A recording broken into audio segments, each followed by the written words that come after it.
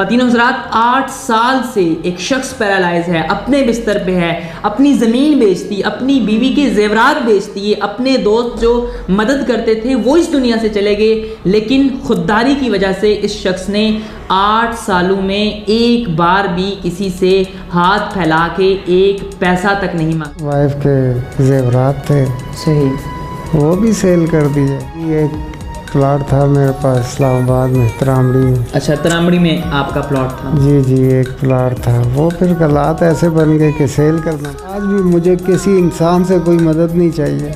सही, मैं अपने अल्लाह से दुआ करता हूँ आज भी अल्लाह से मदद कि इनके ना हाथ काम कर रहे हैं, ना ही इनके पाँव काम कर रहे हैं, ना ही अपने बिस्तर से ये 1 मीटर, एक ज़रा सा भी, ना तो ये दाईं तरफ से रख सकते हैं, ना ये बाईं तरफ से रख सकते हैं। और इनकी जितनी भी केयर है वो इनकी वाइफ की क्या वजह थी? उसकी वजह मेरी खुददारी है। आपकी खुददारी? इतना अरसा तो कोई किसी को याद भी नहीं रखता। सही, सब कुछ मेरे मिजाज के खिलाफ है। सही, आपने 8 सालों में एक बार भी आवाज़ नहीं उठाई? अस्सलाम वालेकुम, पाकिस्तान जिंदाबाद। ख़वातीन हज़रात, आप देख रहे हैं प्रोग्राम परवाज़ और मैं हूं आपका मेज़बान अरसलान अहमद। आज हम मौजूद हैं ताहिर लतीफ़ साहब के यहाँ। ये एक बहुत बड़े बिज़नेसमैन थे जिनका अपना पोल्ट्री का बिज़नेस था और 2013 के अंदर आज़ाद कश्मीर और गिलगित बल्तिस्तान और इन एरियाज़ में जब ये अपनी सप्लाई कर रहे थे तो ड्यूरिंग दैट टाइम इनका एक एक्सीडेंट हुआ। एक्सीडेंट के बाद इनकी जो स्पाइनल कॉर्ड थी वो सारी की सारी स्पाइनल कॉर्ड वो टूट चुकी, बिल्कुल ख़त्म हो चुकी और ये इस काबिल नहीं रहे कि ये खड़े हो सकें, बैठ सकें। और उसके बाद इनकी ज़िंदगी के जो हालात थे वो टर्न होना शुरू हो गए। इनके पास इस्लामाबाद में, जी हाँ ख़वातीन हज़रात, आप जिस शख्स को भी आप इस बिस्तर पे लेटा हुआ देख रहे हैं, इस्लामाबाद के अंदर इनका एक अपना प्लॉट था। चनाचे इन्होंने अपना वो प्लॉट भी सेल कर दिया। इनके बीवी के जो ज़ेवरात थे, बीवी के ज़ेवरात सेल आउट करने के बाद जब इनके पास वो जमा पूंजी भी ख़त्म हो गई तो इनके कुछ अपने अजीज़ दोस्त थे, हाँ अजीज़ दोस्त, वो इनके काम आए और उन्होंने इनकी माली सपोर्ट करना शुरू की। कुछ अरसे बाद इनके वो अजीज़ दोस्त भी इंतकाल कर गए। तब ये एक नई आजमाइश में, एक नए इम्तहान में आन पड़े हैं। आज हम इनसे बात करते हैं और इनकी कहानी आपको इन्हीं की ज़बानी सुनाते हैं कि ये क्या कहना चाहते हैं, आप तक अपनी आवाज़ कैसे पहुंचाना चाहते हैं और इनका क्या मुतालबा है। जी अस्सलाम वालेकुम, आप सबसे पहले ये बताएं कि ये आपकी जो कंडीशन है ये हुई कैसे? वालेकुम सलाम।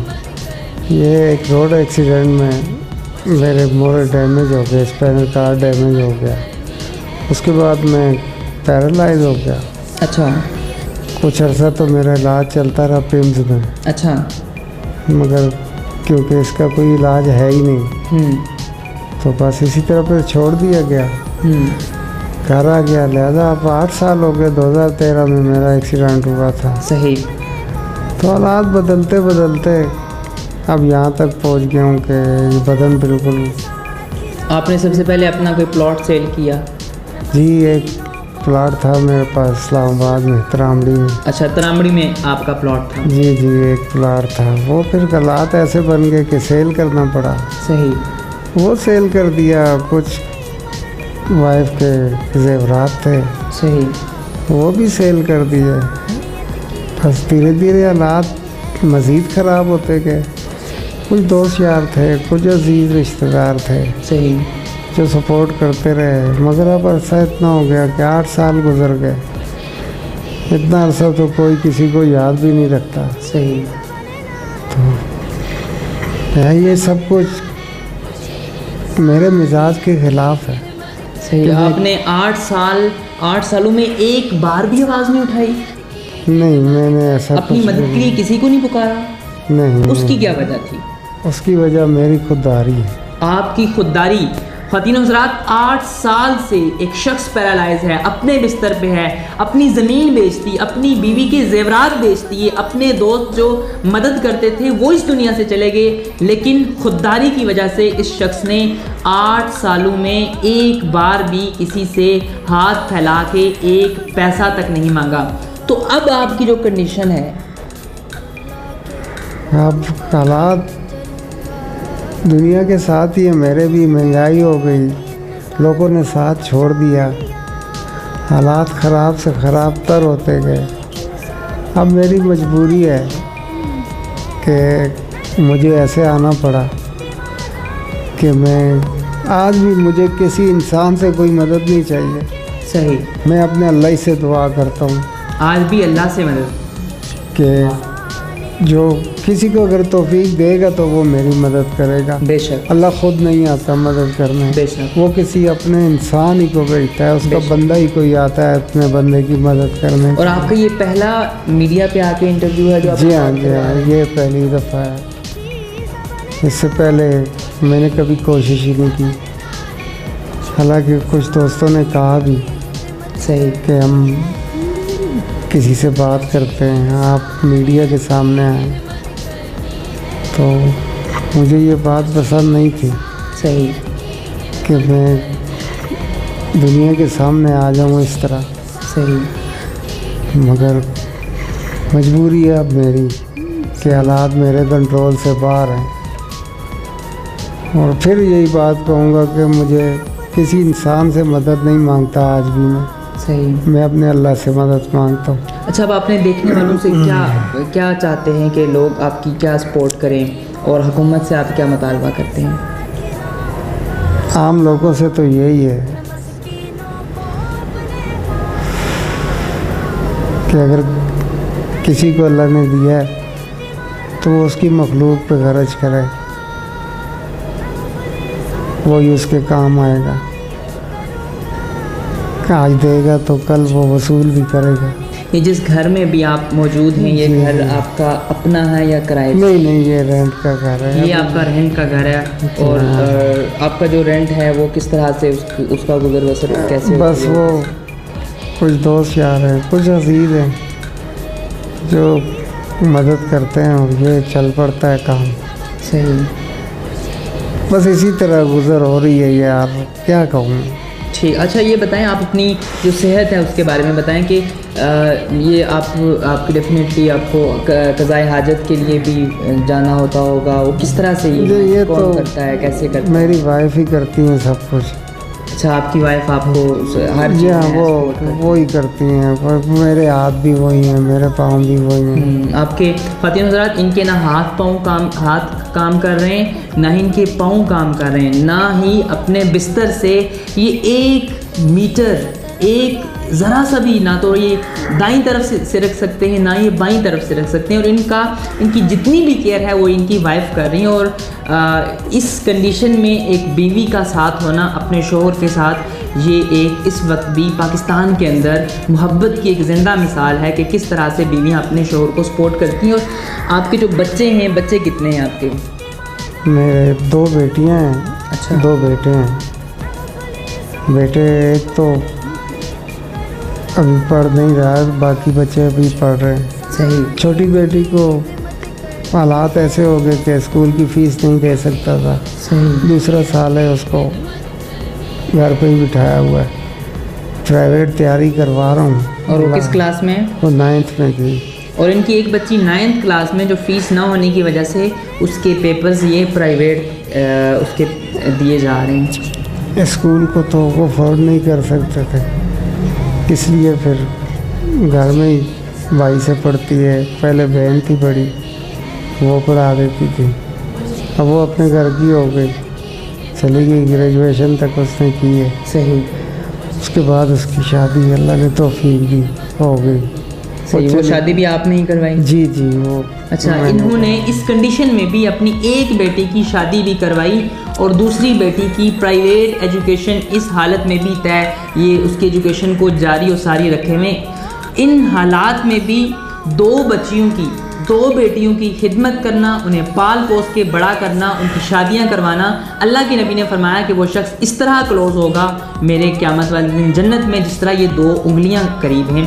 और एक ज़रूरतमंद की मदद करना, उसके लिए इस्लाम के अंदर बहुत बड़ा मकाम है। और इस वक्त ये जो शख्स इनको आप देख रहे हैं यहाँ पे, अगर आप इनकी हेल्प करते हैं, इनकी सपोर्ट करते हैं, तो कल शायद आपको भी मदद की ज़रूरत पड़ सकती है। बहुत सारी NGOs इस प्रोग्राम को देख रही होंगी, बहुत सारे साहिब इस्तिताअत लोग इस प्रोग्राम को देख रहे होंगे। प्रोग्राम प्रवास के अंदर हम अपना कोई अपना लिंक या कोई नंबर नहीं देते, हम आपका नंबर अपने प्रोग्राम में दे सकते हैं जिस पे लोग आपको रब्ता करें डायरेक्ट। जी दे सकते हैं। ठीक, आप अपना कोई नंबर आपको याद है ज़ुबानी? नहीं मुझे याद तो हम अपनी स्क्रीन पे आपका नंबर चला देते हैं और जितने भी साहिब इस्तिताअत लोग हैं वो साहिब इस्तिताअत लोग इनसे रब्ता करें। और हमारी ख्वाहिश ये है कि हम इनकी आवाज़ को जितनी ज़्यादा से ज़्यादा हो सके आगे पहुंचाएंगे। और जो लोग नहीं कांटेक्ट कर सकते, इनकी कोई हेल्प नहीं कर सकते, वो एटलीस्ट इस प्रोग्राम को शेयर ज़रूर करें ताकि आपका भी इसके अंदर एक अहम रोल हो। और आखिर में मैं सिर्फ इतना ही कहना चाहूँगा कि दर्द दिल के वास्ते पैदा किया इंसान को अल्लाह ताला ने, इंसान को इंसान की खिदमत के लिए, इंसान को इंसान के एहसास के लिए पैदा किया। अल्लाह ताला ने इंसान को इंसान के साथ एक वाबस्तगी, एक कम्युनिकेशन के लिए पैदा किया। इंसान को इंसान की ज़रूरत पड़ सकती है। आज से 8 साल पहले अगर ये शख्स एक बहुत कामयाब बिजनेसमैन था, आज से 8 साल पहले ये शख्स कश्मीर से गिलगित बल्तिस्तान तक अपना कारोबार करता था, लेकिन 8 साल के बाद आज इस शख्स की हालत ये हो चुकी है कि 8 साल तक खुददारी की ज़िंदगी जीने के बाद आज ये आपसे मदद की अपील कर रहे हैं। लेकिन ये मदद की अपील आपसे नहीं बल्कि ये रब से कर रहे हैं। और ये आज भी कहते हैं कि मैं खुददारी में अपने रब से ये मांगता हूँ कि मेरा रब कोई ऐसे शख्स को वसीला बना दे कि जो मेरी मदद करे। आप आखिर में कोई एक मैसेज अपने तमाम देखने वालों को देना चाहेंगे? बस सबसे यही कहूँगा कि ज़िंदगी बड़ी अनमोल चीज़ है।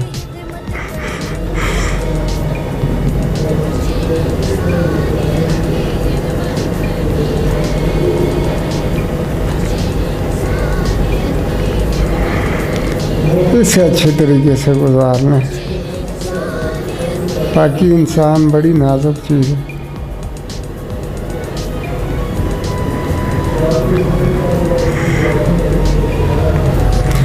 आठ साल पहले मैं भी ज़मीन पे बड़े ज़ोर से पाँव रखता।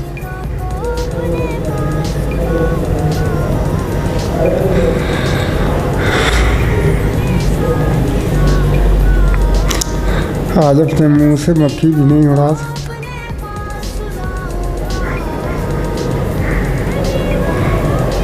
इसलिए ज़िंदगी को अच्छी तरफ ले जाएं। सारी बातों से बड़ी इबादत है कि इंसान इंसान के काम हो। मुश्किल किसी पे भी आ सकती है। बस यही कह सकता हूँ मैं, और क्या कहूँ, अल्फाज नहीं है मेरे पास। ख़वातीन हज़रात, ज़िंदगी की कदर करें। ज़िंदगी एक अल्लाह की बड़ी नेमत है और अल्लाह की ये नेमत, इसका एहसास आपको तब होगा कि जब आपके पास ये नेमत नहीं होगी। इसी के साथ ही उन दबे लफ्ज़ों के साथ जो शायद मैं कह नहीं सकता, जो शायद आप सुन नहीं सकते, लेकिन महसूस ज़रूर कर सकते होंगे। अपने मेज़बान अरसलान अहमद को इजाज़त दीजिएगा और देखते रहिए प्रोग्राम परवाज़। ताज़ा तरीन खबरें, तजिए, बैनुल-अक़वामी और सियासी सूरत-ए-हाल, इसके अलावा सच पर मबनी और भी बहुत कुछ देखिए हमारे चैनल प्रोग्राम परवाज़।